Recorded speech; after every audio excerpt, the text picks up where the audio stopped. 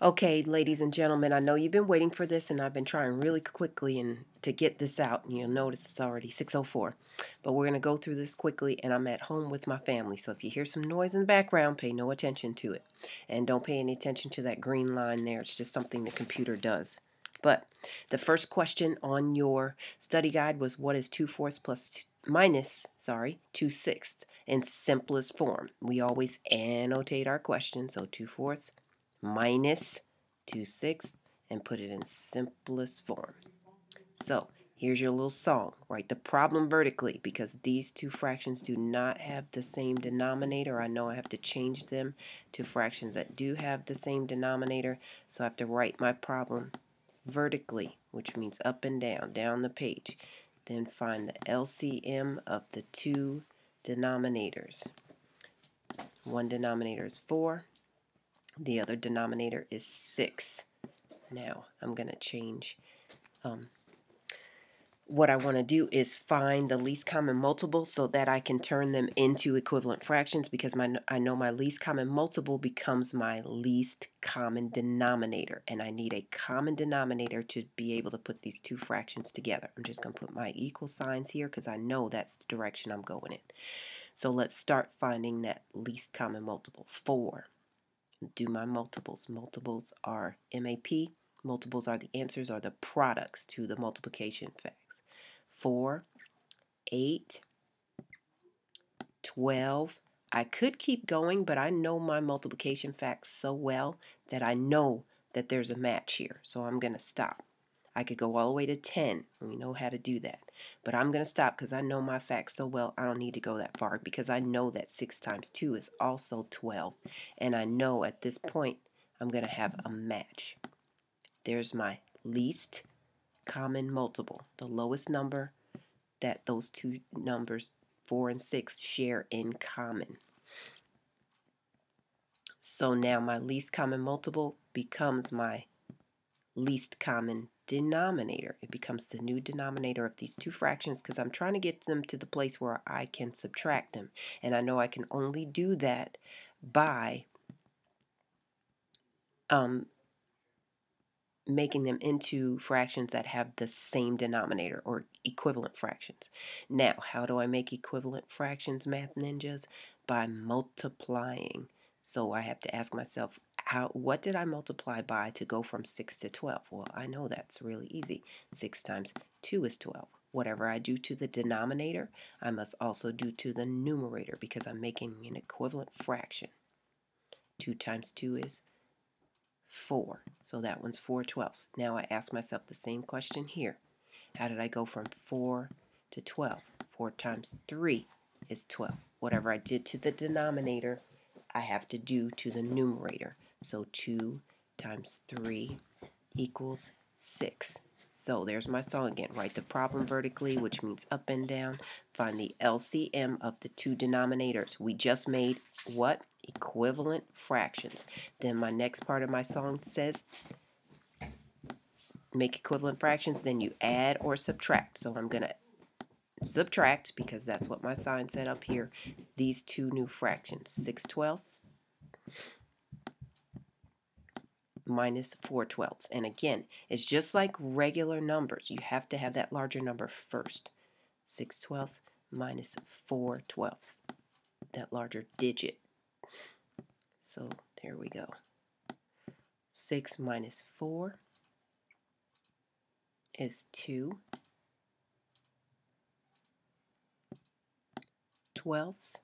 And what's my last step? Write your answer in simplest form by finding the GCF. The greatest common factor. So here's my answer.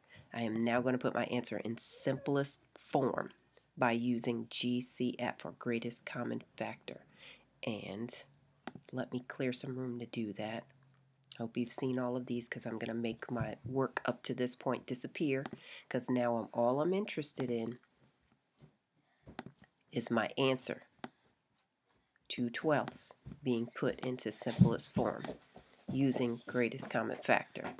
So I put my 2, I put my 12. If you want to do it where you put the Venn diagram, that's fine. Remember, we learned today that you can also do it this way, right here on a T-chart. And then I just go through my facts. I'm going to make it a little bit easier here and just type them in. 1 times 2, and then 2 times 1. And I know that 2 times 1 is a repeat, so I can just cross it out. And do the same thing over here with 12.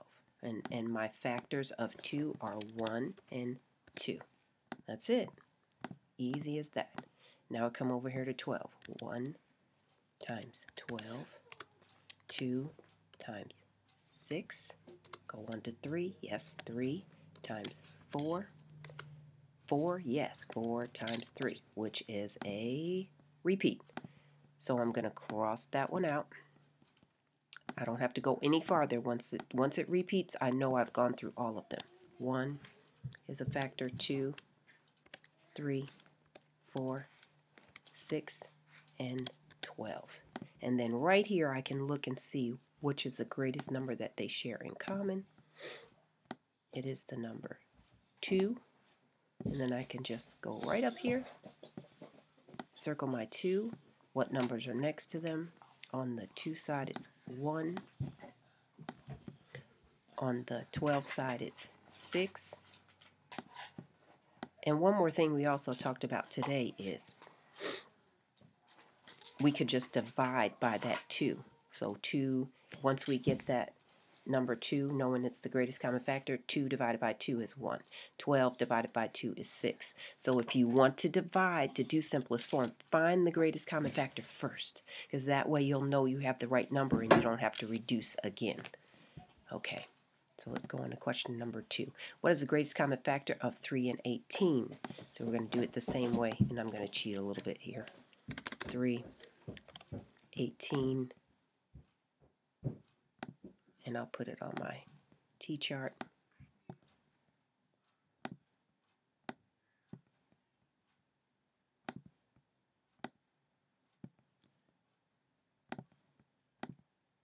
And type in my factors. Remember, factors should remind you of flashcards. Sorry, I didn't highlight. I know better. Greatest common factor of 3 and 18. Back door. So 1 times 3. And guess what? 3 times 1. That's it, because there's no 2. So I am done with that one. That's a repeat. And my factors of 3 are 1 and 3. Over here for 18, 1 times 3. 2 times 9.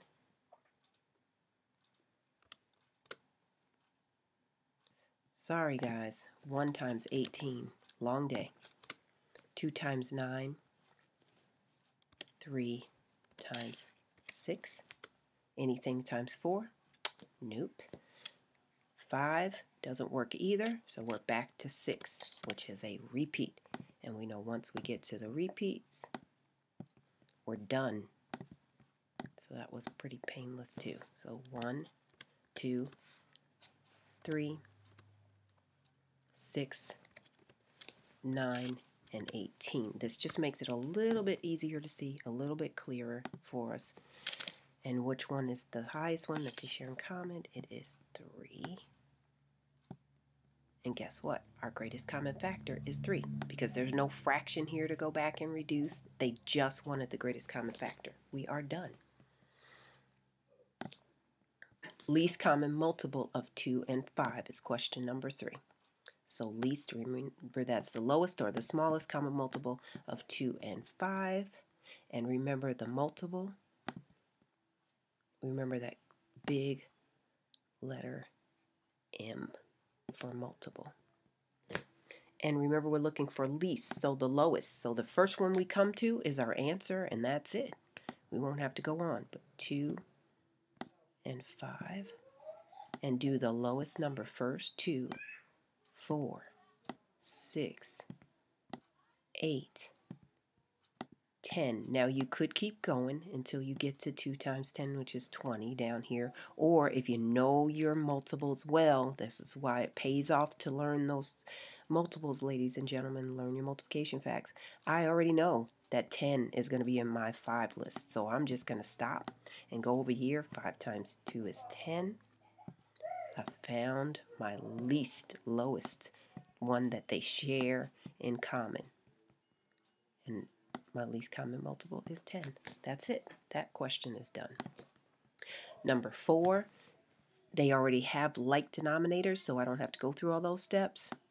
I can just add my numerators. 6 plus 4 is 10. And red rover, we call the denominator over.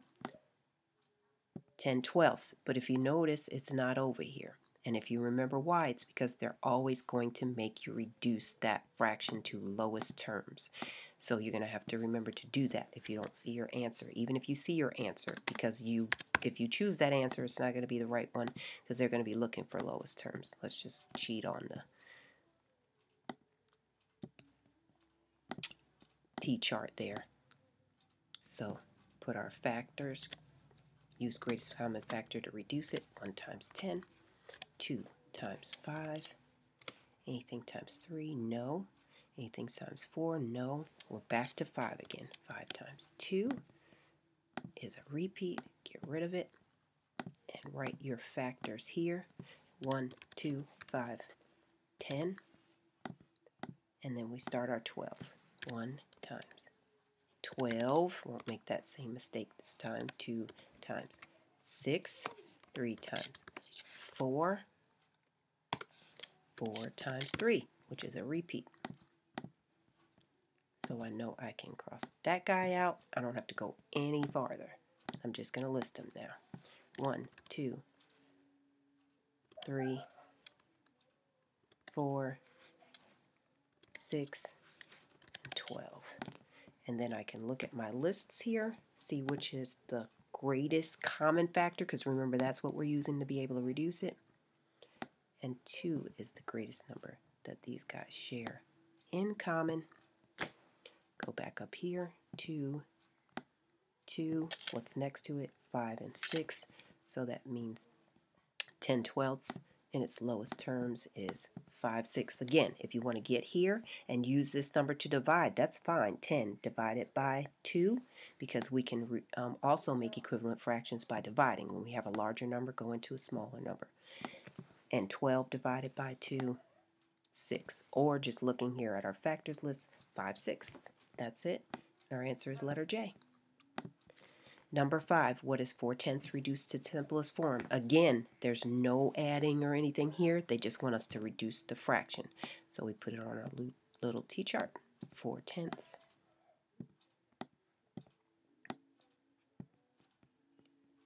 Okay, 1 times 4, I'm going to factor it.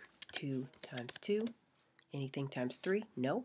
4 times 1. Got to my first repeat, cross it out.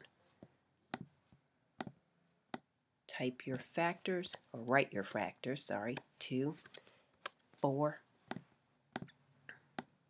1 times 10, 2 times 5, nothing times 3, nothing times 4, so I'm back to 5 again. There's that repeat. Cross that out. Write your factors of 10. 1, 2, 5, and 10 are the factors of 10. Look across. Which one is the greatest one that they share in common? It is 2. And I can circle my 2 and my 2, and it gives me 2/5 as my reduced fraction. Or again, if you get to this point and you want to divide to make that equivalent fraction, that works for me too. 4 divided by 2 is 2. 10 divided by 2 is 5. Again, we still want to find that greatest common factor because it will reduce the chance that you're going to make a mistake and choose the wrong number. Because if you don't get the right number, you could end up with an equivalent fraction that's not in lowest terms. But our answer is letter B, 2/5. Remember, this is an old question we did before. They want to know these models are shaded to represent two fractions. They want to know the sum of the shaded fractions, again, in simplest form. So the sum, we're going to add them together. But see a fraction, write a fraction. 3, 6, 9, 12. And how many are shaded? 1, 2, 3, 4, 5. So this fraction over here is 5/12. Again, 3, 6, 9, 12. Make sure you check. 1, 2, 3. This fraction over here, the shaded part of the fraction is 3/12. So we're going to add 5/12 plus 3/12, which is really easy because now we have the same denominator.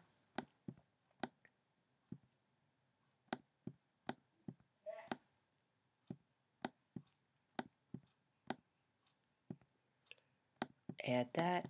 5/12 plus 3/12 is 8/12. But remember, when you get to this point, this is not the answer because they've asked for it in simplest form. So even though it appears here, don't let them trick you. We have to put it in simplest form by finding the greatest common factor of 8 and 12. It's a little easier to just type them. 1 times 8, 2, yes, times 4, 3, no, 4, times 2. There's our repeat. Cross it out because it's a repeat. We won't use it again. We already have those numbers. 1, 2, 4, 8. Let's go on to 12. 1 times 12, 2 times 6, 3 times 4, 4 times 3 is a repeat, so we can get rid of it. And let's list our factors of 12. Sorry, I'm going to put them off to the side a little. Not enough room. 1, 2, 3, 4, 6, and 12. Greatest common factor of the two of them is 4.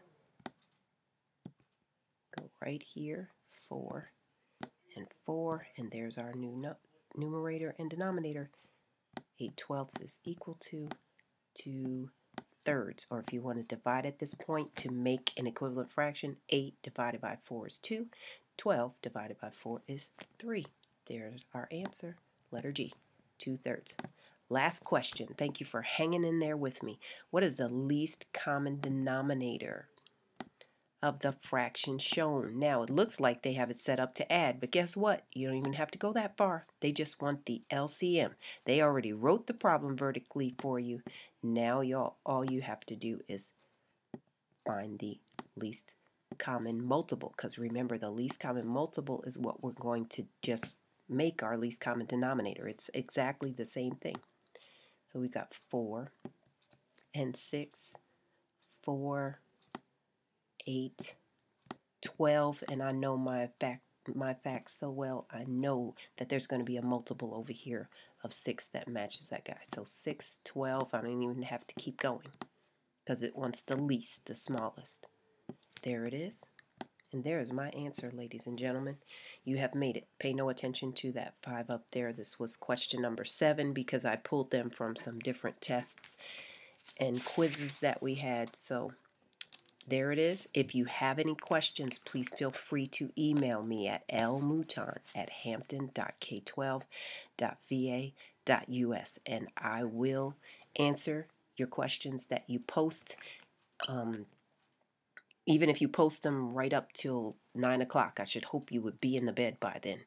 But if you post any questions this evening, I will get back to you if you're having a specific problem.